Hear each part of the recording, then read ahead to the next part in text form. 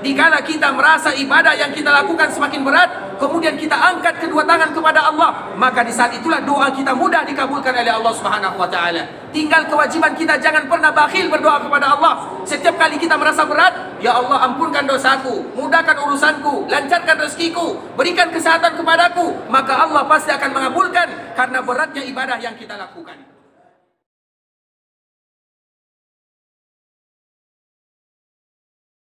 Alaihi wasallam. Apa arti kalimat nama Nabi yang selalu kita ucapkan? Artinya ikhwatal Islam, Muhammadun sallallahu alaihi wasallam artinya adalah manusia yang banyak dipuji. Siapa yang memuji Rasulullah sallallahu alaihi wasallam? Yang pertama kali memuji Rasulullah sallallahu alaihi wasallam adalah sang pencipta itu sendiri, yang menciptakan manusia dan yang menciptakan baginda Nabi yang mulia sallallahu alaihi wasallam. Makanya Allah menyebutkan innallaha, sesungguhnya Allah memberikan kalimat takkid. Bagaimana Allah Subhanahu wa taala memberikan pujian kepada Nabi sallallahu alaihi wasallam. Innallaha wa malaikatahu yusallun. Kalimat selawat kita tahu itu adalah pujian dari Allah Azza wa Jalla. Allah berselawat kepada nabinya, Allah berselawat juga kepada hambanya. Antara selawat Allah kepada Nabi dengan selawat Allah kepada hamba, dua makna yang berbeda. Iya, kalimatnya juga sama-sama disebut dengan selawat, tapi maknanya berbeda. Ketika Allah berselawat kepada Nabi, maknanya Allah memuji Nabi. Bagaimana Allah Subhanahu wa taala memuji Nabi? Tidaklah ada nama Allah Subhanahu wa taala disebutkan kecuali di sana di sisinya ada nama baginda yang mulia sallallahu alaihi wasallam. Misalnya kita menyebutkan kalimat syahadat, kita mengucapkan asyhadu an la ilaha illallah, maka di sana kita juga mengucapkan wa asyhadu anna Muhammadar Rasulullah. Begitu cara Allah memuji. Makanya dikala kita menulis nama Allah Subhanahu wa taala, di sampingnya kita akan menulis nama Muhammad bin Abdullah. Dan itulah makna daripada firman Allah Subhanahu wa taala, wa rafa'na laka zikrak, dan kami angkat namamu. Kami selalu sebut namamu, dan itu merupakan pujian Allah terhadap Nabi, dan itulah makna daripada Allah berselawat kepada Nabi sallallahu alaihi wasallam. Kemudian siapa lagi yang memuji Nabi sallallahu alaihi wasallam? Para malaikatnya. Mereka senantiasa dan selalu memuji Rasulullah sallallahu alaihi wasallam. Kemudian baru Allah perintahkan kita, ya ayyuhalladzina amanu sallu. Coba kita perhatikan kalimat yang disebutkan oleh Allah, sallu. Artinya bukan berselawatlah kalian, tidak, tapi banyaklah kalian berselawat. Itu artinya wasallimu, banyaklah kalian mengucapkan salam. Jadi tidak pantas rasanya ketika kita berselawat kepada baginda Nabi yang mulia hanya satu kali, dua kali, tiga kali. Tidak demikian keadaannya. Karena tentunya semakin banyak ikhwatul Islam, semakin banyak pula pahala yang Allah Subhanahu wa taala sebutkan. Di dalam sebuah hadis, terutama di sekarang kita berada di hari Jumat, di malam Jumat, dan keesokan hari kita berada di hari Jumat, hari yang paling mulia, terutama untuk berselawat kepada baginda Nabi yang mulia sallallahu alaihi wasallam. Karena Nabi itu sendiri menyebutkan salatu ummati tu'radu alayya fi kulli yaumi jumu'ah. Sesungguhnya salawat yang dibacakan oleh umatku akan diperlihatkan kepadaku setiap hari Jumat. Makanya dikala kita bertepatan dengan hari Jumat, malam Jumat, porsi berselawat itu ditambah, bukan berarti dikurangi atau sama saja dengan hari-hari yang lainnya, atau bukan berarti makna di hari-hari yang lainnya kita tidak berselawat, tapi porsinya ditambah dibandingkan dengan hari-hari yang lainnya. Sehingga ada sebuah hadis Nabi sallallahu alaihi wasallam, Nabi menyebutkan ikhwatal Islam, man shalla alayya salatan mukhlishan min qalbi. Barang siapa yang mengucapkan selawat kepadaku betul-betul ikhlas dari dalam hatinya, apa pahala yang akan mereka dapatkan? Yang pertama, sallallahu alaihi biha asyra, maka Allah yang berselawat kepadanya 10 kali selawat. Satu kali kita berselawat kepada Nabi sallallahu alaihi wasallam, Allah yang berselawat kepada kita 10 kali. Itu pahala yang pertama. Dan kita butuh Allah berselawat kepada kita. Apa makna Allah berselawat kepada hambanya? Allah bersyukur kepada mereka, Allah berterima kasih kepada mereka. Kemudian apabila Allah berterima kasih, Allah bersyukur kepada hambanya, Allah akan hapuskan dosanya, Allah muliakan dirinya. Kemudian Allah mudahkan langkahnya menuju surga Allah Subhanahu wa taala. Maka itulah maknanya sallallahu alaihi biha asyra. Allah pun berselawat kepadanya 10 kali selawat. Kemudian yang kedua, pahala yang kedua, Allah akan angkat untuknya 10 derajat. Itu pahala mereka yang berselawat kepada Nabi dengan satu selawat memiliki minimal 4 pahala. Yang pertama, Allah berselawat kepadanya. Yang kedua, Allah angkat derajatnya 10 derajat. Yang ketiga, Allah berikan kepadanya 10 pahala. Dan yang keempat, Allah hapuskan dan Allah tutupkan dosanya 10 kesalahan. Itu baru satu selawat yang kita ucapkan kepada Nabi SAW. Bagaimana kalau seandainya hari-hari kita dijadikan untuk berselawat kepada baginda Nabi yang mulia sallallahu alaihi wasallam, maka wajar dikala salah seorang sahabat bertanya kepada Nabi, "Ya Rasulullah, bagaimana kiranya kalau seandainya hari-hariku aku jadikan berselawat kepadamu?" Apa jawaban baginda Nabi yang mulia? "Idzan tukfa hammuka wa tufaru dzambuk." Kalau seandainya kalian mengucapkan selawat kepadaku, bahkan kalian jadikan hari-hariku berselawat kepada diriku, sambil kita berjalan misalnya dari hotel, dari tempat tinggal menuju Masjid Nabawi sallallahu alaihi wasallam, Allahumma salli wa sallim wa barik ala nabiyina Muhammad. Misalnya sambil kita berkendaraan, sambil kita tidak mengucapkan kalimat apa saja, maka disitulah kesempatan kita berselawat kepada Nabi sallallahu alaihi wasallam. Karena selawat itu adalah bagian daripada zikir. Selawat itu adalah bagian daripada cinta kepada Nabi. Selawat itu adalah bagian di antara ibadah yang paling mulia. Nah, apabila satu saja kita mengucapkan selawat, 4 ini pahalanya. Sehingga dikala Nabi ditanya oleh sahabatnya, apa pahala yang akan kami dapatkan kalau kami jadikan hari-hari kami berselawat kepadamu? Nabi menyebutkan, idzan tukfa hammuka wa tufaru dzambuk. Kalau kalian menjadikan hari kalian berselawat kepada Nabi, Allah berikan yang pertama, semua urusan kalian akan diberikan kemudahan. Tidak ada gundah gelana musibah yang kalian hadapi kecuali Allah berikan jalan keluar dari masalah yang menghadapi kalian. Kemudian yang kedua, Allah hapuskan dosa-dosa kalian. Itu merupakan di antara keutamaan yang sangat mulia, sehingga dengannya ikhwatul Islam tidak ada lagi di antara kita yang tidak menjadikan harinya berselawat kepada baginda Nabi yang mulia sallallahu alaihi wasallam. Allahumma salli ala Muhammad wa ahli baitihi wa azwajihi wa dhurriyyatihi kama sallaita ala Ibrahim wa barik ala Muhammad wa azwajihi wa dhurriyyatihi kama barakta ala Ibrahim innaka Hamidum Majid. Ikhwatul Islam, saudara kaum muslimin, para tamu Allah rahimani wa rahimakumullah. Alhamdulillah, Allah Subhanahu wa taala berikan kemudahan kesehatan kepada kita bersama untuk bisa kembali melanjutkan pembahasan kita yang sebelumnya. Tentunya masih berkaitan dengan ibadah yang mulia, ibadah haji, dan kita dipanggil oleh Allah Subhanahu wa taala menjadi salah satu tamunya. Maka di antara kewajiban kita bersama sebelum melaksanakan ibadah haji itu sendiri, berusaha mengetahui hukum-hukum yang ada di dalamnya, sehingga dikala kita melaksanakannya, kita betul-betul ingin berusaha mendapatkan haji yang dicontohkan oleh baginda Nabi yang mulia sallallahu alaihi wasallam.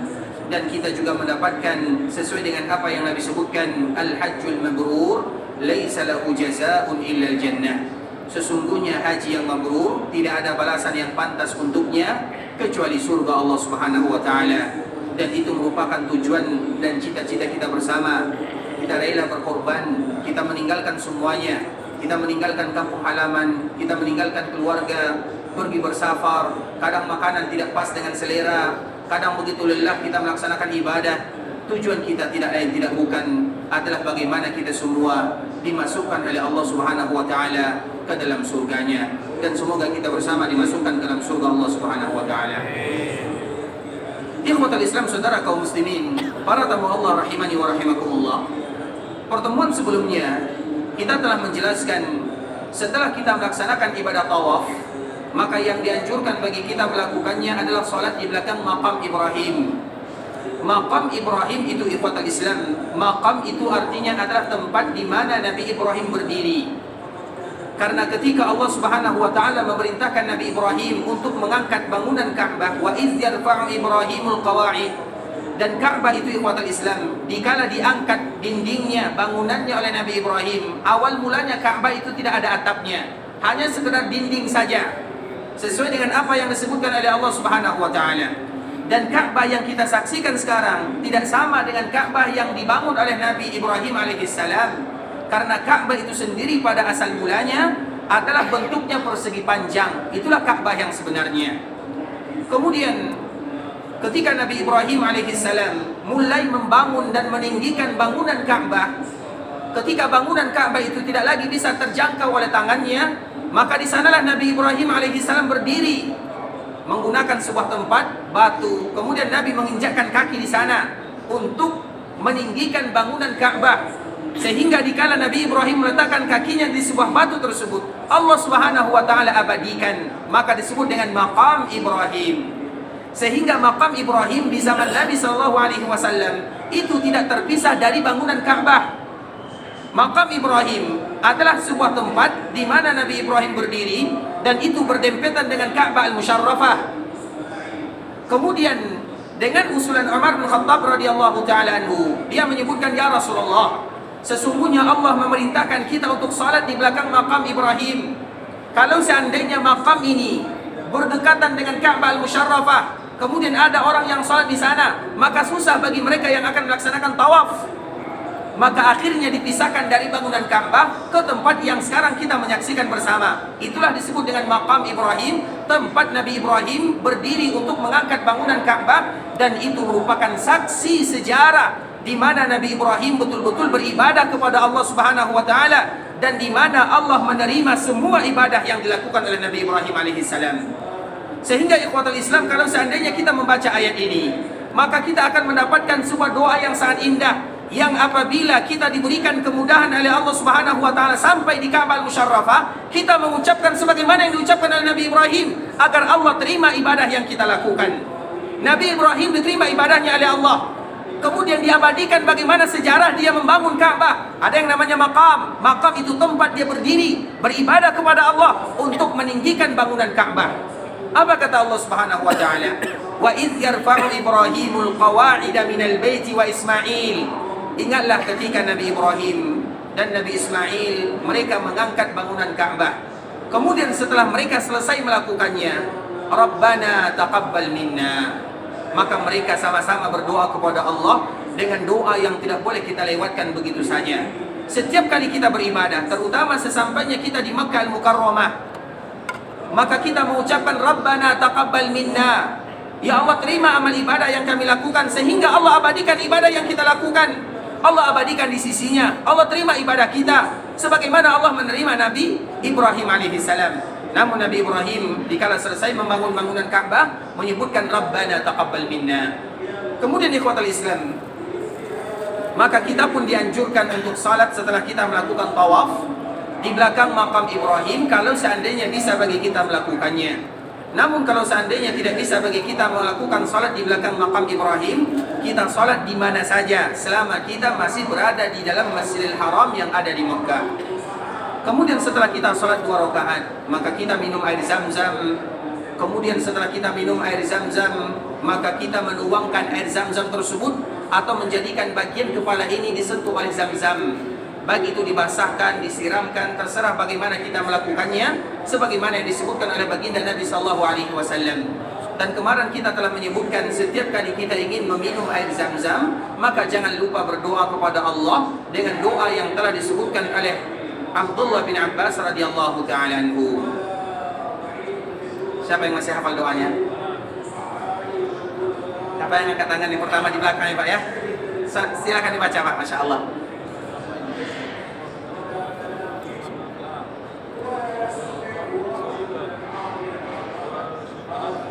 Masya Allah. Allahumma inna nas'aluka ilman nafi'a wa rizqan thayyiba wa shifaan min kulli da'. Artinya Pak, ilmu yang bermanfaat, rezeki yang barokah. Masya Allah, barakallahu fiik, Allah jika khairan, syukran. Maaf ya Pak ya, kami membelakanginya karena silakan. Syukran, barakallahu fiik. Itu adalah doa dikala kita mengucapkan atau dikala setiap kali kita meminum air Zam-Zam. Allahumma inni as'aluka ilman nafi'a wa rizqan thayyiba wa shifaan min kulli da'. Kemudian ikhwatul Islam, setelah kita meminum air Zam-Zam, kemudian kita menumpahkan Zam-Zam, membasahkan kepala kita dengan air Zam-Zam atau menyiramkan kepala kita dengan air Zam-Zam, maka barulah setelahnya kita menuju sebuah tempat yang bernama Safa.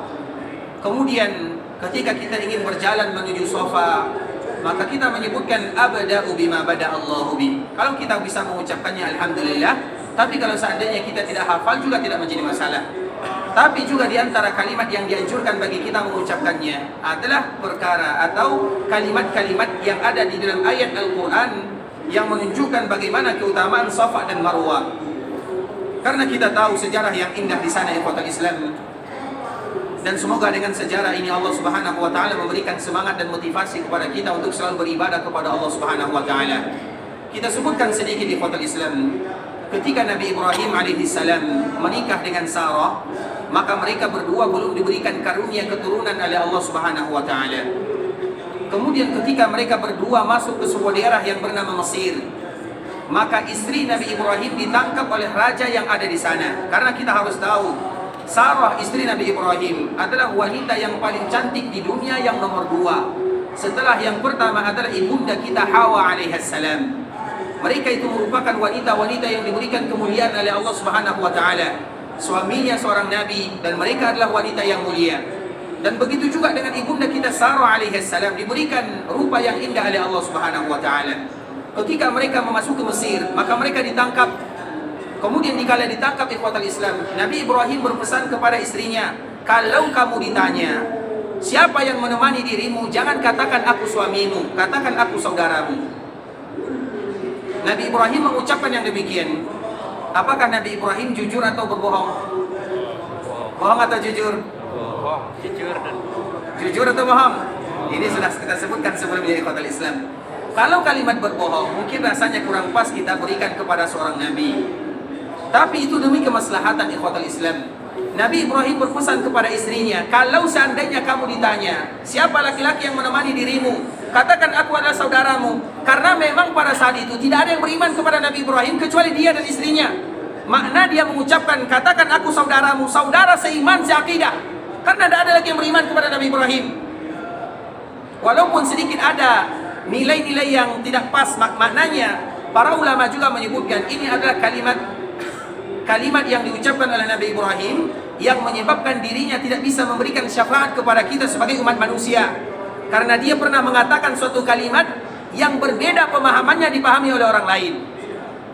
Walaupun dia tidak berbohong, karena maksud daripada yang dia sebutkan, aku adalah saudaramu seiman seakidah, karena tidak ada lagi yang beriman di dunia kecuali kita berdua. Makanya dikala engkau ditanya siapa yang menemani dirimu, maka katakanlah aku saudaramu. Karena apabila disebut aku adalah suamimu, maka dia akan dibunuh. Karena istrinya diambil, suaminya tentunya dibunuh. Tapi apabila itu adalah saudaranya, maka saudaranya akan dimuliakan. Sehingga ikhwatul Islam, singkat cerita, Nabi Ibrahim terpisahkan dari istrinya Sarah. Istrinya Sarah ditangkap, ingin dijadikan istri oleh orang yang ada memimpin pada saat itu. Tentunya malaikat Allah Subhanahu wa taala menjaga istrinya para nabi dan para rasul. Kemudian pada akhirnya Sarah diselamatkan oleh Allah Subhanahu wa taala. Ketika Sarah selamat, maka diberikan kepadanya hadiah seorang yang bernama Hajar alaihissalam. Hajar ini asal mulanya ikhwatul Islam adalah seorang ratu. Agar kita tahu kenapa kita selalu menyebutkan yang demikian, karena dari Hajar inilah lahir salah seorang yang bernama Ismail. Dari Ismail inilah lahir salah seorang manusia yang paling mulia yang bernama Muhammad bin Abdullah. Sehingga kita harus tahu dari mana silsilah baginda Nabi yang mulia sallallahu alaihi wasallam, dan salah satunya adalah ibunda kita Hajar yang dulunya dia merupakan seorang permaisuri, seorang ratu yang ada di daerahnya. Kemudian terjadi peperangan sehingga dia ditangkap. Kemudian pada akhirnya dia dihadiahkan kepada Sarah alaihissalam. Kemudian ikhwatul Islam, setelah Sarah pulang bersama suaminya dan bersama pembantunya, bersama Hajar alaihissalam, maka pada akhirnya Sarah mengatakan kepada Nabi Ibrahim, silahkan ambil Hijir atau Hajar, kemudian menikah dengannya, dan semoga engkau diberikan keturunan. Karena Nabi Ibrahim belum ada keturunan, padahal umurnya sudah tua. Kemudian pada akhirnya Nabi Ibrahim menikah dengan Hajar alaihissalam. Dengan pernikahan tersebut, maka dikaruniakan seorang putra yang bernama Ismail. Ketika Ismail ini lahir ikhwatul Islam, tentunya sebagai seorang wanita, Sarah ini cemburu. Maka dengan kecemburuan Sarah, Allah Subhanahu wa taala memerintahkan Nabi Ibrahim untuk mengantarkan Hajar dan Ismail alaihi wassalam ke sebuah tempat yang tidak ada penghuni di sana. Dan Nabi Ibrahim tidak ada pilihan karena itu merupakan perintah dari Allah Subhanahu wa taala. Maka dibawalah Hajar, Ismail yang baru saja dilahirkan, Hajar yang baru saja melahirkan, dibawalah ke sebuah tempat yang tidak ada orang di sana. Ka'bah belum ada di sana, pondasinya masih ada, tapi bangunannya sudah hilang. Kemudian ikhwatul Islam, dikala Nabi Ibrahim sampai dekat Bukit Safa atau dekat bangunan Ka'bah Al-Musyarrafah yang pada waktu itu belum ada Ka'bahnya, maka Nabi Ibrahim meninggalkan mereka berdua. Ketika meninggalkan Hajar dan putranya yang bernama Ismail, maka tentunya Hajar tidak tahu apa yang akan dia lakukan, sehingga dia memanggil Nabi Ibrahim alaihissalam, wahai suamiku, apakah engkau meninggalkan kami berdua di sini? Maka Nabi Ibrahim tidak mau melihat kepada istrinya dan kepada anaknya. Karena kenapa Nabi Ibrahim tidak melihat kepada mereka berdua? Karena kalau seandainya Nabi Ibrahim melihat mereka berdua, maka dikhawatirkan dia kasihan. Dikala dia kasihan, maka dia tidak jadi melaksanakan perintah Allah Subhanahu wa taala. Sehingga dikala istrinya memanggil, wahai Ibrahim, kepada siapa engkau akan menitipkan kami? Tidak ada orang di sini, tidak ada satupun orang di sana. Jangankan orang, tumbuhan pun tidak ada di sana. Kemudian ikhwatul Islam, Hajar kembali memanggil suaminya, wahai Ibrahim, kepada siapa engkau menitipkan kami berdua? Aku baru saja melahirkan, anakmu baru saja lahir. Siapa teman kami? Bersama siapa kami akan tinggal? Maka Nabi Ibrahim juga tidak menoleh. Bukan karena tidak sayang, karena dia lebih mendahulukan perintah Rabbul Izzati wal Jalalah. Kemudian ikhwatul Islam, pada akhirnya barulah Hajar sadar. Kemudian dia memanggil Ibrahim, wahai Ibrahim, Allahu amaraka bihada? Apakah Allah yang memerintahkan kamu untuk meninggalkan kami di sini? Tanya Hajar alaihissalam kepada suaminya Ibrahim. Ketika Nabi Ibrahim ditanya dengan pertanyaan yang sangat indah ini, apakah Allah yang memerintahkan kamu untuk melakukan ini kepada kami? Maka Ibrahim pun menoleh dan mengatakan iya. Kemudian apa kata Hajar? Kalau Allah yang memerintahkan kamu untuk melakukan ini, idzan la yudayyi'una, lan yudayyi'ana. Kalau demikian keadaannya, maka Allah tidak akan pernah membiarkan kami berdua tertindas atau kami berdua kelaparan dan yang semisalnya. Itulah jawaban Hajar alaihissalam. Kemudian di ikhwatul Islam, Ibrahim pun akhirnya meninggalkan mereka berdua. Ketika sudah hampir jauh di belakang Bukit Safa, maka di sanalah dia mengatakan, Rabbana inni askantu min dzurriyyati biwadin ghairi dzi zar'in 'inda baitikal muharram. Rabbana liyuqimus shalah faj'al af'idatan minan nasi tahwi ilaihim warzuqhum minats thamarati la'allahum yashkurun. Maka Nabi Ibrahim alaihi salam pun mengucapkan, Rabbana, ya Allah, sesungguhnya aku meletakkan keluargaku, inni askantu min dzurriyyati biwadin, di sebuah lembah, ghairi zi zar'in 'inda baitikal muharram, di sebuah lembah yang tidak ada pepohonan, yang tidak ada tumbuh-tumbuhan, bahkan tumbuhan pun tidak hidup di sana. Namun tempat tersebut, 'inda baitikal muharram, itu adalah tempat yang berada di samping rumahmu yang diharamkan oleh Allah Subhanahu wa taala. Liyuqimus shalah. Kenapa engkau atau kenapa aku tinggalkan mereka? Apa doa Nabi Ibrahim setelah dia melaksanakan perintah Allah, liyuqimus shalah, agar mereka melaksanakan ibadah salat? Kemudian Nabi Ibrahim menyebutkan, faj'al af'idatan minan nasi tahwi ilaihim. Ya Allah, jadikan setiap hati manusia condong untuk datang ke tempat tersebut, tempat yang gersang ini. Jadikan hati manusia datang ke sana. Sehingga kita ini ikhwatul Islam, tidak lain tidak bukan ada karena berkat doa Nabi Ibrahim alaihissalam. Ketika Nabi Ibrahim melaksanakan perintah Allah Subhanahu wa taala, perintah yang tidak ringan. Kemudian dikala kita, karena momennya ikhwatul Islam, apabila kita merasa melaksanakan ibadah yang berat bagi kita melakukannya, maka di sanalah kesempatan kita berdoa kepada Allah, dan di saat itulah kesempatan doa mudah dikabulkan oleh Allah Subhanahu wa taala. Sekarang kita saksikan, dikala kita beribadah di bulan haji ini atau di musim haji, ibadah yang kita lakukan bukan ibadah yang mudah. Kita misalnya di kota Madinah saja, ada di antara kita yang datang ke Masjid Nabawi 1 jam sebelum masuk waktu salat, ada yang 2 jam, diterik matahari yang begitu panas, ada yang kelelahan, banyak perjuangan yang kita lakukan. Tapi ketahuilah ikhwatul Islam, dikala kita merasa ibadah yang kita lakukan semakin berat, kemudian kita angkat kedua tangan kepada Allah, maka di saat itulah doa kita mudah dikabulkan oleh Allah Subhanahu wa taala. Tinggal kewajiban kita jangan pernah bakhil berdoa kepada Allah. Setiap kali kita merasa berat, ya Allah ampunkan dosaku, mudahkan urusanku, lancarkan rezekiku, berikan kesehatan kepadaku, maka Allah pasti akan mengabulkan karena beratnya ibadah yang kita lakukan. Begitu juga misalnya nanti dikala kita berada di Makkah Mukarramah, dikala semua manusia berkumpul di sana sesuai dengan namanya. Makkah itu ikhwatul Islam. Kenapa disebut dengan Makkah? Makkah itu diambil dari kata-kata Mak. Nama lain dari kota Makkah adalah Bakkah. Apa kata makna daripada Bakkah? Bakkah itu juga diambil dari kata-kata Bak, yang satu Bakkun, yang satu Makkun. Artinya tempat di mana orang akan berkumpul di sana, atau daerah tersebut adalah daerah yang akan memanggil semua manusia yang ada di dunia. Itu arti Makkah dan Bakkah. Dan itu adalah bentuk Allah mengabulkan doa Nabi Ibrahim dikala dia merasa berat meninggalkan anaknya, meninggalkan istrinya. Tapi dikala dia beribadah kepada Allah dan merasa ibadah tersebut adalah ibadah yang berat, semua doa Nabi Ibrahim dikabulkan oleh Allah Subhanahu wa taala. Dan salah satu doanya, faj'al af'idatan minan nasi tahwi ilaihim. Ya Allah, jadikan hati manusia condong ke sana. Tidak ada mereka yang mengucapkan kalimat la ilaha illallah Muhammadur Rasulullah kecuali cita-cita mereka yang paling mulia adalah supaya sampai ke tanah Makkah dan Madinah. Itu adalah karena doa Nabi Ibrahim alaihissalam. Dikala dia berdoa dalam kesulitan beribadah kepada Allah, faj'al afidatan minan nasi tahwi ilaihim. Kemudian warzuqhum minas samarat. Apalagi doa Nabi Ibrahim, ya Allah berikan rezeki mereka dari buah-buahan. Kita tahu ikhwatul Islam, Makkah Madinah tanah yang tandus, tapi alhamdulillah kita tidak pernah kekurangan buah-buahan di sini. Kenapa demikian keadaannya? Doa Nabi Ibrahim alaihissalam. Karena Nabi Ibrahim sendiri yang menyebutkan, Rabbana inni askantu min dzurriyyati biwadin ghairi dzi zara'. Apa makna ghairi dzi zara'? Yaitu sebuah daerah yang tidak bisa bercocok tanam di sana. Tapi di akhir doa Nabi menyebutkan, warzuqhum minas samarat. Walaupun tanah tersebut tanah yang tandus, tanah yang gersang, tidak bisa menumbuhkan tumbuh-tumbuhan dan tanaman, tapi tetap ya Allah berikan kepada mereka rezeki dari buah-buahan. Allah kabulkan doa Nabi Ibrahim.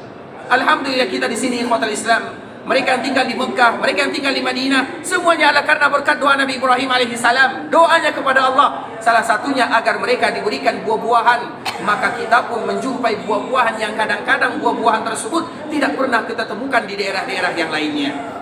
Intinya ikhwatul Islam, itu merupakan doa Nabi Ibrahim kepada Allah Subhanahu wa taala setelah meninggalkan istrinya Hajar dan Ismail anaknya alaihi wassalam.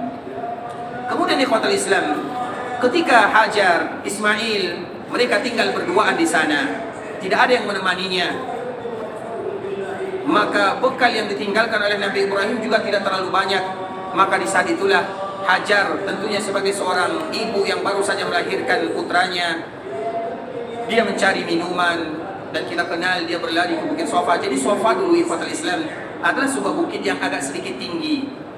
Kemudian Marwah begitu juga, dan Sofa ini lebih tinggi daripada Marwah, sehingga orang-orang Quraisy kalau seandainya mereka ada urusan atau ada pengumuman yang penting, di antara yang mereka lakukan adalah berdiri di Bukit Sofa, kemudian memanggil orang-orang Quraisy, kemudian membuka bajunya dan menaburkan pasir di atas kepalanya. Itu merupakan di antara tradisi mereka kalau seandainya ada pengumuman penting. Makanya pertama kali Nabi SAW berdakwah secara terang-terangan. Apa yang dilakukan oleh Nabi? Nabi SAW berdiri di Bukit Sofa. Kenapa Nabi berdiri di Bukit Sofa? Karena memang tradisi orang-orang jahiliyah, apabila mereka ada pengumuman penting, tempatnya mengumumkannya ada di atas Bukit Sofa. Hanya saja Nabi tidak melakukan sebagaimana yang dilakukan oleh kaumnya. Nabi tidak membuka bajunya, Nabi tidak menaburkan pasir di kepalanya, tapi Nabi hanya berdiri di atasnya. Kemudian mengatakan, wahai orang-orang Quraisy. Maka Nabi mulai memanggil semua orang-orang Quraisy yang ada. Kenapa Nabi melakukan yang demikian? Itu merupakan tradisi, dan tradisi itu diwariskan mulai dari Hajar alaihissalam. Kemudian ikhwatul Islam, ketika Hajar ini naik ke atas Bukit Safa, maka dia melihat seolah-olah ada air. Kemudian karena biasanya kalau musim panas ikhwatul Islam, dan ini maknanya berarti Hajar pada waktu itu berada di musim yang sangat panas. Ketika dia berdiri di atas Bukit Safa, seolah-olah dia melihat air yang ada di sana. Dan biasanya di musim panas, apabila terik matahari, apabila kita melihat jalan, maka seolah-olah ada air di depan kita. Apa namanya kalau bahasa kita biasanya? Fata Morgana ya, Fata Morgana. Berarti seolah-olah dia melihat Fata Morgana. Makanya dia berlari. Kemudian ketika dia berlari, sampailah dia di Bukit Marwah. Kemudian tidak ada air ternyata. Kemudian lari lagi ke Bukit Safa. Begitulah yang selalu dia lakukan. Pada akhirnya Allah Subhanahu wa taala mengutus malaikat Jibril alaihissalam. Kemudian malaikat Jibril ini memukulkan sayapnya di bumi, maka di sanalah keluar yang namanya air Zam-Zam, sebagaimana yang kemarin telah kita jelaskan sejarahnya sedikit tentang air Zam-Zam. Itu adalah bekas daripada pukulan malaikat Jibril, yang mana Jibril memukulkan sayapnya ke tanah dan ke bumi Allah, dan keluarlah darinya yang namanya Zam-Zam. Zam-Zam itu dulu ikhwatul Islam, jaraknya dengan Ka'bah tidak terlalu jauh. Bagi orang tua kita yang pernah melaksanakan ibadah haji tahun 90-an, bahkan tahun 2000-an, itu mereka masih bisa melihat mana sumur Zam-Zam yang sebenarnya. Mereka bisa masuk ke bawahnya. Sedangkan kita di zaman sekarang ini tidak bisa lagi melihatnya, karena tentunya demi kemaslahatan kita bersama. Karena manusia yang sudah boleh banyak melaksanakan ibadah haji, dan Zamzam itu sendiri jaraknya dari Ka'bah Al-Musyarrafah kurang lebih 25 sampai 30 meter saja. Berarti dekat sekali dengan bangunan Ka'bah Al-Musyarrafah. Berarti disitulah Nabi Ismail ditinggalkan oleh ibunya, sedangkan dia berlari di bukit Safa dan Marwah. Safa dan Marwah dulunya juga bukan bagian daripada Masjid Haram. Maknanya itu bukan termasuk ke dalam bagian Masjid Haram. Kemudian ikhwatul Islam, ketika dia melihat ada air, maka dia pun mulai mengumpulkan, sebagaimana yang kita sebutkan kemarin, dia membuat bendungan sambil mengatakan zam, zam, zam, zam. Dari kalimat itulah Zamzam sampai sekarang disebut dengan Zamzam. Apa kata Rasulullah SAW? Rahimallah, semoga Allah merahmati ibunda kita Hajar, karena itu adalah ibunya Nabi SAW. Kenapa Nabi SAW berdoa demikian? Kalaulah seandainya ibunda kita Hajar tidak membuat bendungan yang ada di Zamzam tersebut, maka Zamzam ini akan ibarat sungai yang mengalir di Makkah Al-Mukarramah. Maknanya Makkah itu akan ada sungainya, sungai yang terbuat dari Zamzam, dan itu akan memberikan manfaat kepada semua manusia. Itulah yang disebutkan oleh Nabi kita Muhammad SAW. Tapi ikhwatul Islam, kalau seandainya ibunda Hajar tidak memberikan bendungan kepada Zamzam, maka kita juga tidak akan bisa tawaf di Ka'bah Al-Musyarrafah. Kalau seandainya di sana ada air, ada sungai, di mana kita akan tawaf? Maknanya itu merupakan di antara kekuasaan Allah Subhanahu wa taala yang telah Allah takdirkan, terutama untuk keluarga-keluarga para nabi dan para rasul, dan salah satunya adalah nenek Nabi sallallahu alaihi wasallam yang bernama Hajar alaihissalam. Nah, dari situlah ikhwatul Islam, maka kita pun akan melakukan tawaf di sa'i atau tawaf di Safa dan Marwah. Maka para ulama menyebutkan Safa dan Marwah selain dinamakan itu sebagai sa'i, maka juga dinamakan dengan tawaf. Sa'i itu artinya berusaha. Kenapa disebut dengan sa'i? Arti sa'i itu adalah berusaha. Karena memang itu adalah sejarah ibunda kita Hajar alaihissalam, berusaha untuk beribadah atau untuk mendapatkan air. Makanya dikala kita sampai di Safa dan di Marwah, kita juga berusaha. Kenapa disebut dengan tawaf? Karena kita berputar. Maka apabila ada yang menyebutkan tawaf, juga tidak menjadi masalah. Apabila ada yang menyebutkan dengan sa'i, juga tidak menjadi masalah. Dua nama yang sama-sama memiliki makna dan cerita yang luar biasa. Kemudian ikhwatul Islam, ketika kita ingin memulai sa'i dan kita menuju Bukit Safa, maka kita pun mengucapkan Inna Safa wal Marwata min sya'airillah. Sesungguhnya Safa dan Marwah adalah bagian daripada syiar Allah Subhanahu wa taala. Apa makna daripada bagian syiar Allah? Allah Subhanahu wa taala yang mewajibkan kepada kita untuk berada di sana. Kemudian sesampainya kita di Bukit Safa, ikhwatul Islam, ini merupakan poin penting yang harus kita, yang dianjurkan bagi kita untuk melakukannya. Dikala kita sampai di Bukit Safa, kita tahu ibunda kita Hajar alaihissalam, dikala dia berada di Bukit Safa, maka dia lama berdirinya di sana.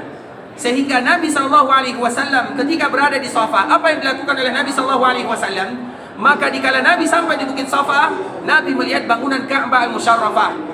Kemudian Nabi SAW mulai mengangkat kedua tangannya, dan disitulah Nabi SAW betul-betul berdoa kepada Allah Subhanahu wa taala. Maknanya ikhwatul Islam, di antara momen dakwah yang paling indah atau berdoa kepada Allah dengan doa yang paling indah adalah ketika kita berada di atas Bukit Safa. Disitulah Nabi SAW menghabiskan waktunya sambil kita menghadap bangunan Ka'bah. Kemudian kita mengangkat kedua tangan. Kemudian dikala kita berdoa, yang pertama kita ucapkan adalah memuji Allah, Alhamdulillah. Kemudian setelahnya berselawat kepada Rasulullah SAW. Kemudian sebelum kita masuk kepada doa inti yang akan kita minta kepada Allah, maka awalilah doa kita dengan kalimat La ilaha illallah wahdahu la syarikalah, lahul mulku wa lahul hamdu wa huwa ala kulli syai'in qadir. Kemudian baru kita berdoa kepada Allah Subhanahu wa taala. Kemudian ketika kita berdoa kepada Allah, misalnya kita membagi doa kita menjadi 3 bagian. Setelah kita berdoa, berarti selesai sepertiga, maka kita kembali mengucapkan La ilaha illallah wahdahu la syarikalah, lahul mulku wa lahul hamdu wa huwa ala kulli syai'in qadir. Baru kembali lanjutkan doa tersebut. Kemudian sepertiga yang kedua, telah kita ucapkan doanya, maka kembali ulang La ilaha illallah wahdahu la syarikalah, lahul mulku wa lahul hamdu wa huwa ala kulli syai'in qadir. Kemudian kita lanjutkan doa. Kemudian baru kita tutup dengan selawat kepada Nabi yang mulia sallallahu alaihi wasallam. Maknanya ikhwatul Islam, dikala kita berada di Bukit Safa, maka kita berusaha untuk agak sedikit lama di sana, karena doa yang sebenarnya di sanalah. Dan setiap kita memiliki permintaan yang berbeda antara satu dengan yang lainnya. Kita lebih tahu apa yang kita butuhkan kepada Allah, dan Allah lebih tahu apa yang kita butuhkan. Maka dikala kita berdoa, berdoa di sana. Ada doa yang sifatnya umum, yang sifatnya bebas. Ketika kita tawaf, bebas kita berdoa. Kecuali dikala kita berada di antara Rukun Yamani dan Hajar Aswad, kita mengucapkan Rabbana atina fid dunya hasanah. Tapi di selainnya bebas bagi kita berdoa. Mau kita berdoa dengan buku yang ada silahkan. Mau berdoa dengan doa yang bebas juga silahkan, tidak menjadi masalah. Tapi doa yang betul-betul ditekankan kita untuk melakukannya adalah dikala kita berdiri di Bukit Safa sambil melihat bangunan Ka'bah Al-Musyarrafah. Itulah makna atau momen doa yang sebenarnya. Ikhwatal Islam, ketika kita melakukan perjalanan yang mulia ini, mulai dari kita meninggalkan rumah sampai kita akan kembali ke rumah, maka kapanpun kita berdoa, maka doa kita akan dikabulkan oleh Allah Subhanahu wa taala. Tentunya dengan syarat dan ketentuannya. Kemudian momen tersebut akan semakin indah ketika kita beribadah kepada Allah. Ketika kita beribadah kepada Allah, dikala kita berdoa, lebih lagi dikabulkan oleh Allah Subhanahu wa taala. Kemudian ketika kita melaksanakan ibadah umrah atau melaksanakan ibadah haji, kemudian dikala kita berdoa di sana, maka lebih lagi dikabulkan oleh Allah Subhanahu wa taala. Kemudian dikala kita berdiri di atas Bukit Safa, lebih lagi dikabulkan oleh Allah Subhanahu wa taala. Sehingga doa itu ada tingkatannya. Dan sebagai seorang manusia, kita harus pandai-pandai berdoa kepada Allah Subhanahu wa taala. Kita harus tahu mana momennya, di mana tempatnya, bagaimana caranya, apa kalimat yang harus kita ucapkan. Karena berdoa itu ikhwatul Islam, tidak langsung kita mengucapkan ya Allah ampunkan dosaku, tidak. Ada muqaddimah daripada doa. Dan di antara muqaddimah doa yang paling indah dikala kita berada di Bukit Safa adalah dengan kalimat tauhid, la ilaha illallah wahdahu la syarikalah, lahul mulku wa lahul hamdu wa huwa ala kulli syai'in qadir. Sehingga nanti ikhwatul Islam, kalau kita tawaf tidak akan terlalu lama. Misalnya 45 menit, 40 menit, 45 menit. Tapi kalau seandainya kita melakukan sa'i di antara Safa dan Marwah, yang lama itu bukan sa'inya, bukan berjalannya, yang lama itu adalah doanya. Makanya kalau seandainya Allah berikan kemudahan kepada kita, maka di sanalah kita berdoa dengan doa yang sesungguhnya.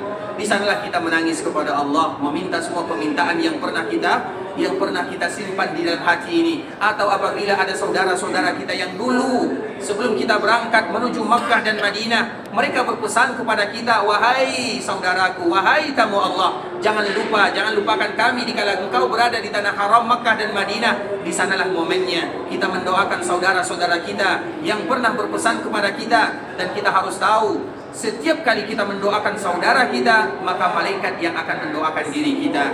Dan kita lebih butuh doa malaikat untuk kita daripada doa kita untuk saudara kita. Karena kalau kita yang berdoa belum tentu dikabulkan oleh Allah. Misalnya kita mengatakan, ya Allah ampunkan dosa tetanggaku, karena dia selalu berbuat baik kepadaku. Ya Allah ampunkan dosa temanku, walaupun dia mungkin melakukan kemaksiatan, ampunkan dosanya, berikan kepadanya hidayah. Apa kata malaikat? Setiap kali kita mengucapkan kalimat tersebut, walaka bimisil, walaka bimisil, walaka bimisil, untukmu yang serupa, untukmu yang sama, untukmu yang serupa. Kita doakan saudara kita, malaikat yang doakan kita. Dan kita butuh dengan doa malaikat Allah Subhanahu wa taala. Sehingga ikhwatal Islam, momen Safa bukan momen yang kita lewatkan begitu saja. Makanya kami anjurkan, walaupun ini agak berat ikhwatal Islam, berat bagi kita melakukannya, tapi inilah inti daripada ibadah yang sebenarnya. Inti dari ibadah itu adalah doa. Di mana saja kita berada, apa yang kita lakukan? Doa. Dikala kita berada di Arafah, apa ibadah yang paling indah? Doa. Dikala kita berada di Mina, apa ibadah yang paling bagus? Doa. Dikala kita melontar, apa ibadah yang paling bagus? Doa. Semuanya ada momen doa di sana. Maka jangan kita lewatkan begitu saja. Kita sa'i, kemudian kita Safa, kemudian kita langsung lari ke Marwah. Makanya dikala kita di Bukit Safa dan Marwah, ini sedikit cara ikhwatul Islam. Kalau seandainya kita batal wuduknya karena tidak disyaratkan berwuduk, atau kalau seandainya kita buang hajat, selesaikan hajat kita, tidak menjadi masalah. Bahkan sebagian para ulama menyebutkan, kalau seandainya kita penat, kita lelah, duduk dulu sementara, istirahat, tidur pun tidak menjadi masalah. Kenapa? Supaya kita sempurna ibadahnya. Mudah kita berdoa, bukan kita tujuannya adalah bagaimana cepat untuk menyelesaikan ibadah tersebut. Tapi ini merupakan penyakit kami pribadi dan juga penyakit kita bersama. Apabila kita sampai di sana, maka yang kita lakukan adalah bagaimana cepat selesai beribadah. Bukan itu sebenarnya. Bukan berlomba-lomba cepat selesai, tapi berlomba-lomba memperbanyak doa kepada Allah Subhanahu wa taala. Dan momennya tidak akan pernah ada duanya di Islam. karena berdoa di Bukit Safa bagi mereka yang memakai pakaian ihram itu berbeda nilainya bagi mereka yang berdoa di sana tanpa memakai pakaian ihram, berbeda. Apa maknanya Ustaz? Maknanya mereka yang berdoa di sana dalam keadaan ihram tidak sama dengan mereka yang berdoa tanpa dalam keadaan ihram, tidak sama nilainya, tidak sama hasilnya. Makanya kita jangan lewatkan begitu saja. Sehingga nanti kita sepakat bagaimana kalau seandainya kita berdoa di Bukit Safa 10 menit misalnya, kita sama-sama sehingga kita bisa mengambil manfaat doa tersebut agar doa kita dikabulkan oleh Allah Subhanahu wa taala, dan itu butuh kesepakatan dari kita bersama. Karena apabila tidak demikian, tentunya kita tidak bisa khusyuk berdoa. Kita berdoa, teman kita sudah sampai di Marwah, maka kita pun akan lari ke sana. Tak mungkin kita ditinggalkan oleh rombongan. Sehingga kita butuh kesepakatan sama-sama bagaimana kalau kiranya kita mengambil kesempatan yang dijanjikan oleh Allah Subhanahu wa taala, yang Nabi betul-betul berdoa lama sekali di sana. Dan itu bukan hanya di Bukit Safa ikhwatal Islam, bahkan sampai di Bukit Marwah pun maka kita tetap dianjurkan untuk melakukan hal yang sama. Tapi biasanya kalau di Marwah itu agak sedikit sulit karena keadaan, situasi dan kondisi, apalagi di saat sekarang ini ikhwatal Islam. Tapi bagi kita yang ingin melakukan ibadah umrah, terutama sekarang ini, alhamdulillah Mekah belum terlalu ramai orangnya. Makanya mereka yang pergi besok atau lusa itu masih banyak kesempatan bagi mereka untuk puas-puas beribadah di dalamnya. Karena kita merupakan rombongan yang pertama-pertama, sehingga belum terlalu banyak orang di sana. Makanya di antara salah satunya, jangan berlomba-lomba untuk cepat selesai daripada umrah, tapi berlomba-lomba kita ingin menikmati ibadah itu sendiri. Kemudian ikhwatul Islam, ketika kita berada di Bukit Safa, maka kita berdoa kepada Allah. Tapi ada tapinya. Bukit Safa, naik ke atas Bukit Safa itu disunnahkan oleh Nabi SAW. Kalau kita tidak naik, kita hanya sampai di batas ujung saja, maka juga kita sudah melakukan kadar wajib. Maknanya ikhwatul Islam, selesai sa'i kita. Sehingga kita lihat sebagian saudara-saudara kita yang mungkin mereka sakit, mungkin mereka didorong dengan kursi roda dan yang semisalnya, mereka tidak bisa naik ke sofa. Naik ke sofa itu bukan wajib hukumnya. Kalau seandainya nanti kita tidak naik ke atas Bukit Safa, tidak menjadi masalah. Begitu juga kalau kita tidak naik di Bukit Marwah, juga tidak menjadi masalah. Apabila kita sudah sampai di ujungnya, di bawah kaki bukit tersebut, maka kita sudah terhitung sebagai orang yang sa'i. Tapi tentunya kalau Allah berikan kekuatan kepada kita, kita ingin mencari yang sempurna. Tidak ada salahnya kita naik di sana, terutama sambil berdoa kepada Allah Subhanahu wa taala. Kemudian ikhwatul Islam, setelahnya kita menuju ke Bukit Marwah, kemudian ada 2 tanda hijau yang dianjurkan bagi kita berlari. Nah, berlari di sini betul-betul menggunakan kekuatan. Kalau berlari ketika kita tawaf, itu disebut dengan ramal, itu adalah sekedar isyarat saja. Berlari sambil memendekkan langkah, kemudian sambil menggerakkan bahu, itu disebut dengan ramal pada putaran pertama, kedua dan ketiga. Tapi kalau seandainya setibanya kita di antara Safa dan Marwah, di antara 2 tanda hijau, maka berlarinya betul-betul berlari kencang. Kalau kita yang masih muda, kalau kita yang sudah tua, kami anjurkan tidak. Bahaya ya. Maknanya betul-betul Nabi SAW menganjurkan kita berlari kencang bagi yang laki-laki. Sedangkan yang perempuan tetap kepada tabiatnya, mereka berjalan seperti biasa. Kalau seandainya ada di antara kita yang tidak kuat, maka ketahuilah berlari itu juga adalah hukumnya sunnah, yang kalau kita tidak melakukannya maka juga tidak menjadi masalah. Kemudian kita sampai di Marwah, kembali lagi ke Safa, begitulah yang harus kita lakukan sampai pada akhirnya kita menutup sa'i kita di Bukit Marwah.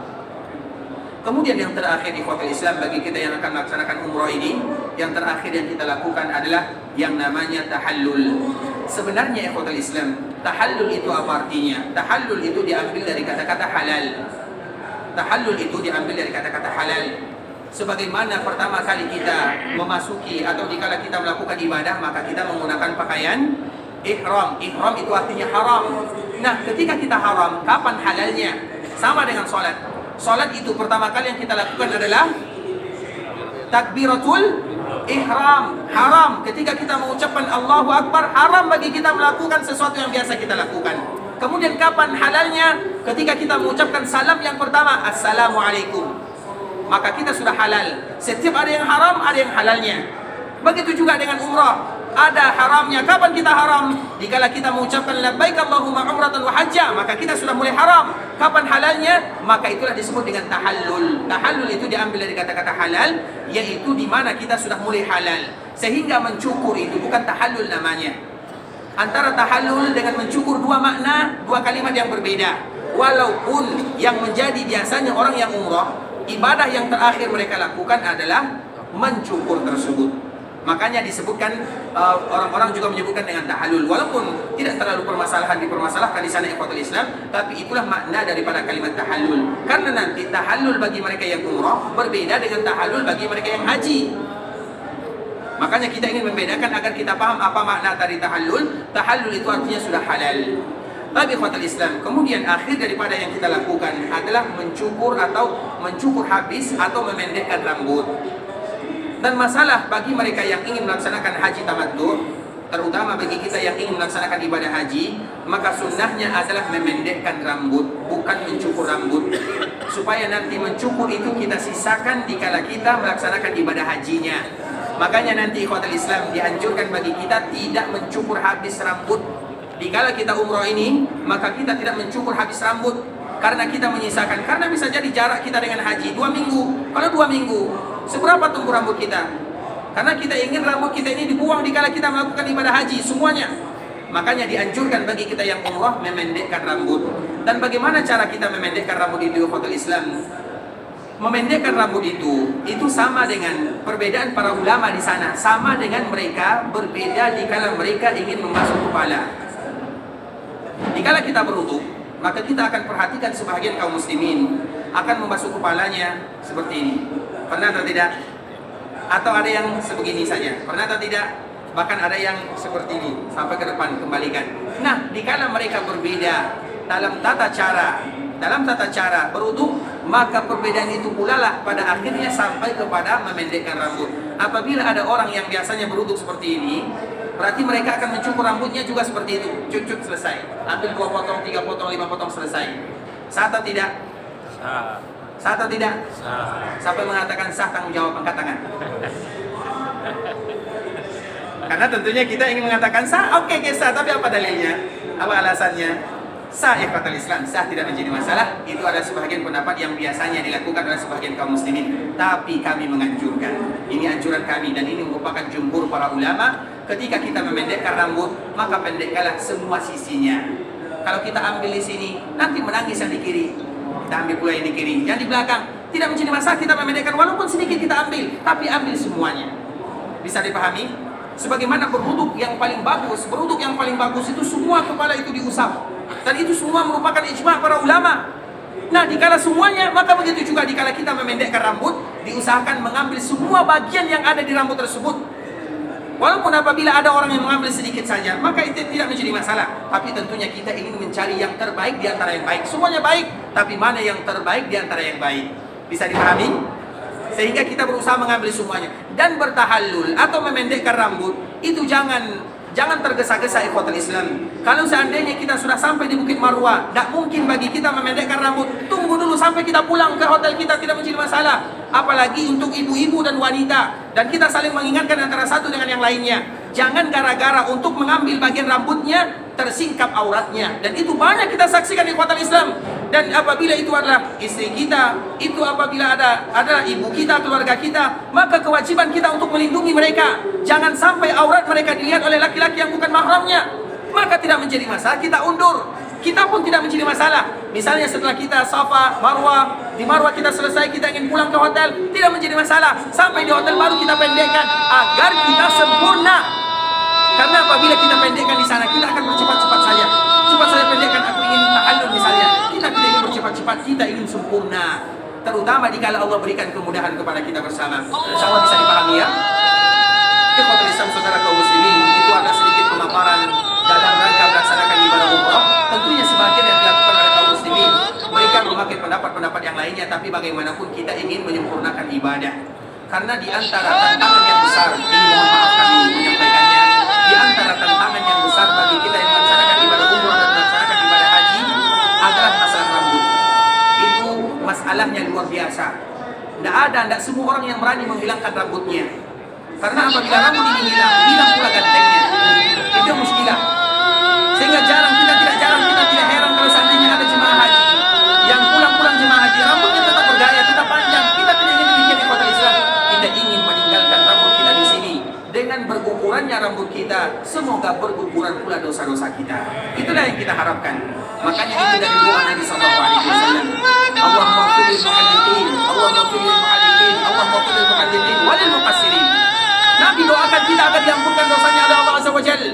Bagi mereka yang mencukur habis, bagus.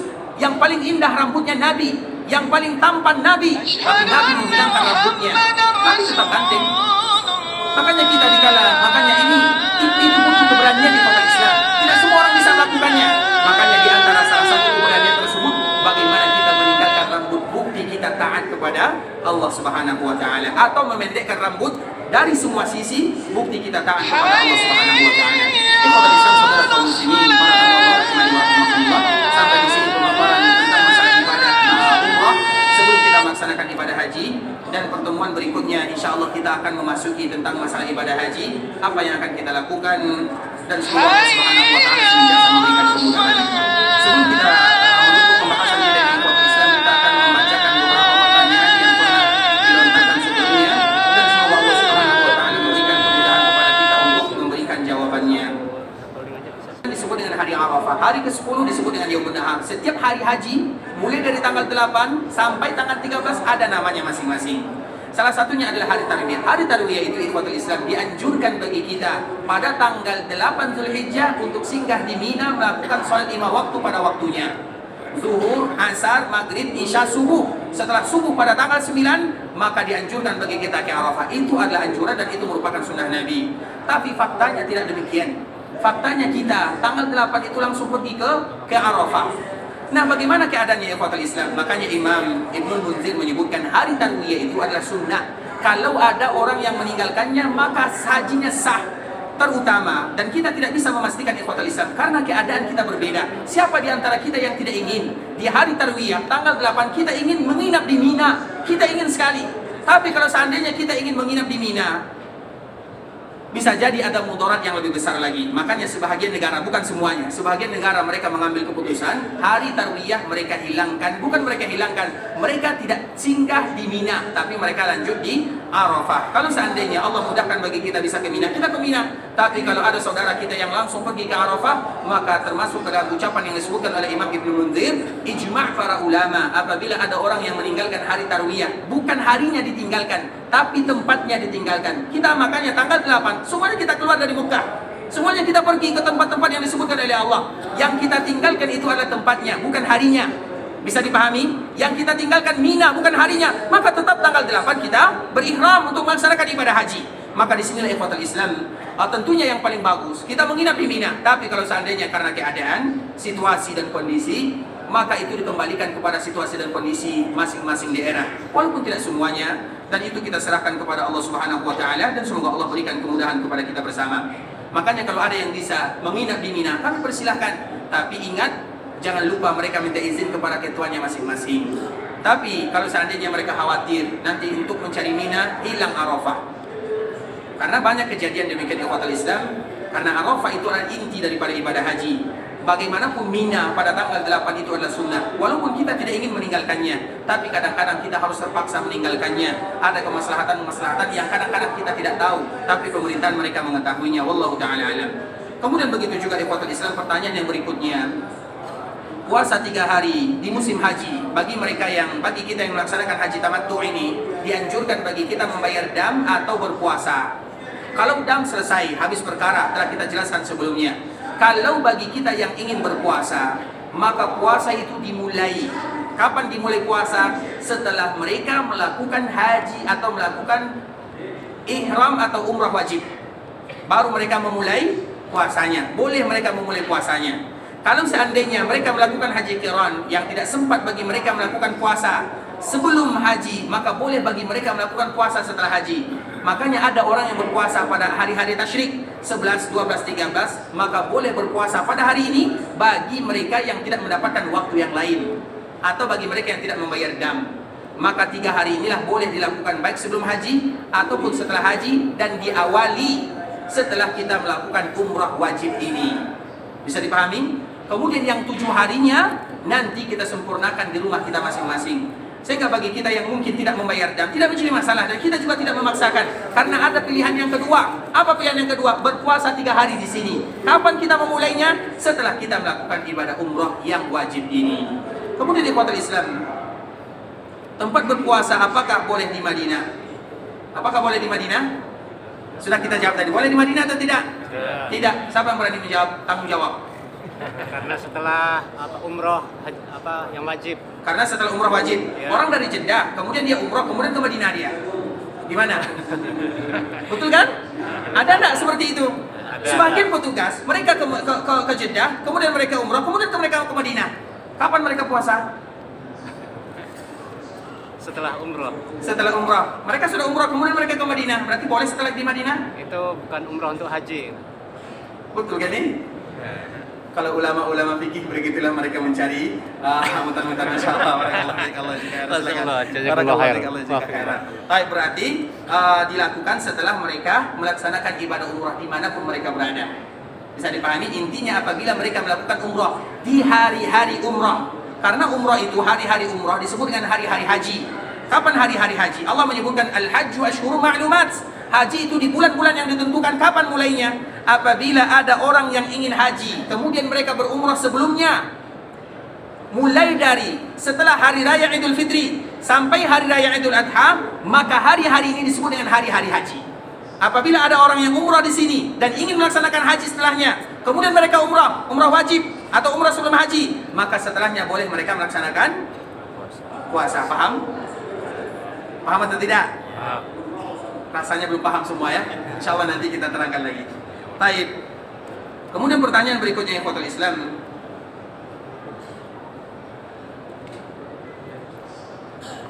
Ada pertanyaan semalam yang tadi selesaikan itu.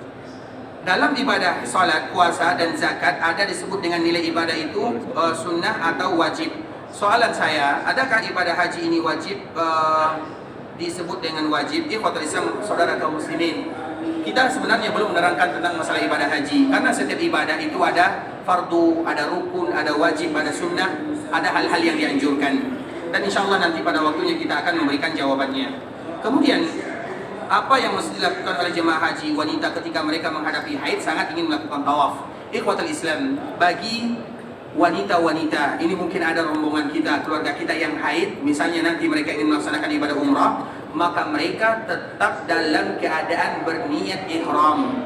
Sampainya mereka di Muzdalifah, mereka tetap melakukan sebagaimana yang dilakukan oleh jemaah yang lainnya. Mereka tetap mengucapkan labbaik Allahumma hajjatan, labbaik Allahumma umratan wa hajja. Mereka tetap mengucapkan kalimat talbiyah. Mereka tetap mengucapkan Allahumma hajja la riya fiha wa la sum'ah. Mereka tetap berzikir kepada Allah, mereka tetap berdoa kepada Allah. Hanya saja yang tidak boleh mereka lakukan adalah tawaf di Ka'bah al-Musyarrafah.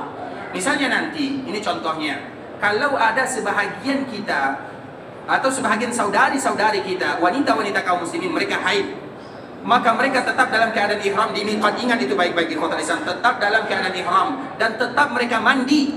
Tetap mereka mandi sebagaimana mandi wajib. Bukan wajib hukumnya, tapi tetap dianjurkan mandi sebagaimana mandi wajib. Artinya membasahi semua tubuhnya. Kemudian dikala melewati miqat, mereka tetap dalam keadaan berihram. Sesampainya di Mekah, mereka menginap di rumahnya, di hotelnya, tidak melakukan tawaf sampai mereka bersuci. Karena wanita, dikala mereka melakukan ihram, tidak sama dengan kita. Wanita itu bebas mengganti ihramnya, menukar ihramnya, mereka mandi bebas. Kalau kita, ihram kita 2 helai saja. Kalau selama-lamanya kita pakai sulit. Sedangkan perempuan tidak, berbeda dengan laki-laki. Makanya dikala mereka dalam keadaan haid, maka tidak boleh bagi mereka tawaf. Baru boleh mereka melaksanakan ibadah umrah kalau mereka suci dari tawafnya. Nah, bagaimana kiranya kalau seandainya ternyata ketika sampai di Mekah dalam keadaan haid, kemudian haid tersebut sampai pada waktu haji, apa yang harus dia lakukan? Maka dia harus merubah niatnya. Yang tadinya dari tamattu menjadi qiran. Diulang lagi. Kalau kita sekarang mungkin masih ada waktu, tapi bagi saudara-saudara kita yang belum datang, kemudian mereka di Madinah, jarak mereka dengan haji mungkin hanya 5 hari saja misalnya. Ada sebagian wanita yang haidnya sampai 7 hari, 8 hari. Kemudian dikala mereka pergi ke Mekah, mereka tetap dalam keadaan haid misalnya. Kemudian sampai waktu haji, mereka masih haid. Apa yang harus mereka lakukan? Mereka harus merubah niatnya menjadi qiran. Kemudian mereka tidak lagi tawaf, mereka haji, langsung ikut haji, pergi ke Mina, pergi ke Arafah, pergi ke Muzdalifah, kembali ke Mina. sampai mereka dalam keadaan suci. Setelah mereka suci, mereka baru tawaf ifadah. Kemudian kalau seandainya mereka ingin kembali mengulang ibadah ihramnya atau umrahnya, dipersilahkan. Dan itulah yang terjadi kepada ibunda kita Aisyah radhiyallahu taala anha. Jadi wanita apabila mereka tidak sempat ihram, tidak sempat umrah wajib seperti ini, karena ada halangan, maka jangan bersedih. Solusinya ada. Mereka tetap melaksanakan ibadah haji. Setelah mereka haji, maka lakukan umrah kembali sebagaimana yang dilakukan oleh ibunda kita Aisyah radhiyallahu taala anha. Bisa dipahami? Ikhwatul Islam, saudara kaum muslimin, para tamu Allah rahimani wa rahimakumullah. Sampai di sini pembahasan yang bisa kita jelaskan. Yang benar tentunya dari Allah Subhanahu wa taala, yang salah Semalam ada jawaban yang tanggung kan? jawaban yang mana? Masalah motong, boleh tak motong apa? Dam sama puasa boleh, dam boleh tak? Sebelum Sebelum itu. Nah. Apa jawabannya? Sudah kita jawab rasanya. belum dah. Belum ya? Ustaz semalam bersambung besok gitu. Baik. Berarti besok lagi kita sambung ya. Karena waktu kita tinggal 3 menit. Barakallahu fikum ikhwatul Islam, saudara kaum muslimin. Semoga Allah Subhanahu wa taala menjaga kita bersama, dan kami mohon dimaafkan bagi kita yang ada di sini kalau safnya nanti agak sedikit sempit, maka mohon dimaklumi. Kalau ada kita yang tidak kebagian saf, maka kita berlapang-lapanglah di sana. Dan semoga Allah Subhanahu wa taala ampunkan dosa kita, mudahkan urusan kita, lancarkan rezeki kita, berikan keberkahan dalam kehidupan kita, dan Allah jadikan ibadah kita ini adalah ibadah yang semuanya diterima oleh Allah Subhanahu wa taala. Doa kita adalah doa yang dikabulkan oleh Allah Subhanahu wa taala. Umrah kita adalah umrah yang dimudahkan, umrah yang mabrurah, sa'i yang masykur, dan dosa yang diampunkan oleh Allah Subhanahu wa taala. Ikhwatul Islam, kita tutup pembahasan kita dengan mengucapkan doa kafaratul majlis. Subhanakallahumma bihamdika asyhadu an la ilaha illa anta astaghfiruka wa atubu ilaik. Wa sallallahu wa sallim ala nabiyyina wa habibina wa khalilina Muhammadin wa ala alihi wa sahbihi wa sallam tasliman katsira. Assalamualaikum warahmatullahi wabarakatuh. Waalaikumsalam.